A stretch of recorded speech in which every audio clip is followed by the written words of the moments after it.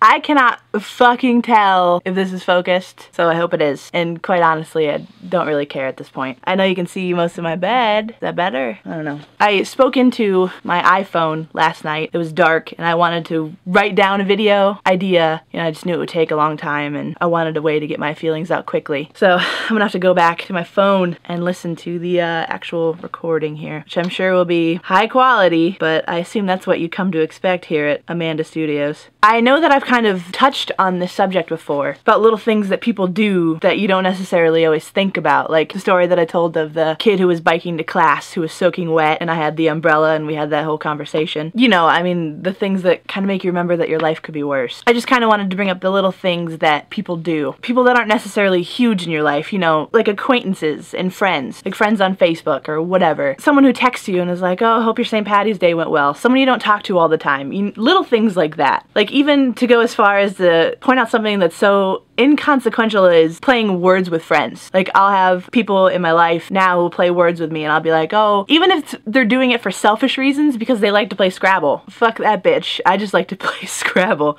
That's what I said. They're still thinking, you know, oh, I'll play Scrabble with Amanda. You know, it's kind of like a small way to know that you're still, in a sense, being thought of. Just those little things. I'll have a bad day or whatever, and I'll go to bed and be like, oh, I should check my email or blah, blah, check.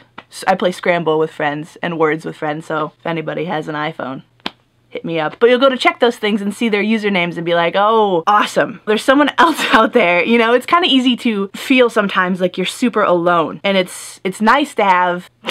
This video is going to be called It's All the Little Things, or Why Amanda Cried Over Words with Friends. It's just nice to feel like there's someone else out there who is existing. Someone who doesn't necessarily know what you're going through, but is like, oh... I just think it's really important to remember that stuff. Like, what's the saying? The little things make a big difference or whatever? Something like that, because again, I'm great at remembering sayings. It's true. The little things that you do in your life that you don't think twice about could mean the world to someone. This is gay!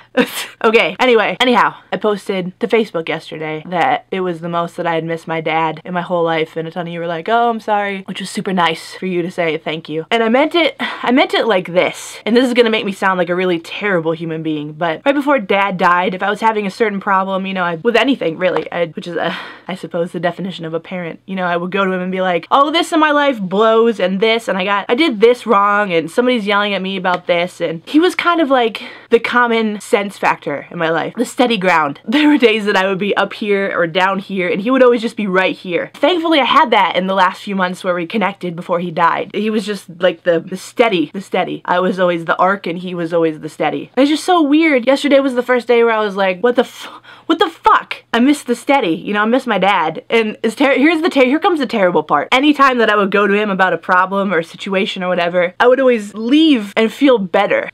You ready? Because anything, the worst possible thing in my life couldn't compare to his. Because he had cancer. I mean, he was fucking fighting cancer. You know, and I would go to him and be like, oh, well, this, and you know, petty shit. Just petty shit. He never said it to me, but in the end, you know, you'd always play the devil's advocate and be like, yeah, but he fucking has cancer and you don't. So stop crying over your stupid shit, you know? Or stop worrying about this or this or this. This is life. He was always the reminder that I still have a fucking life to live, you know? Don't be so goddamn selfish. Whatever problem you think you have, it's little, it's tiny. And like I said, yesterday was one of the first times where I was like, oh, shit.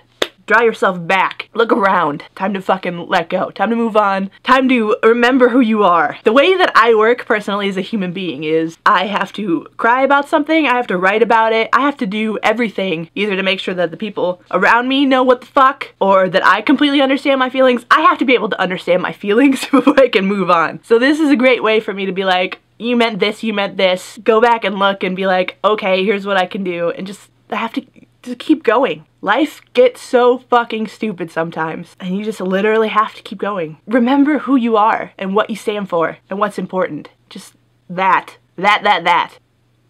Thank you for watching my videos.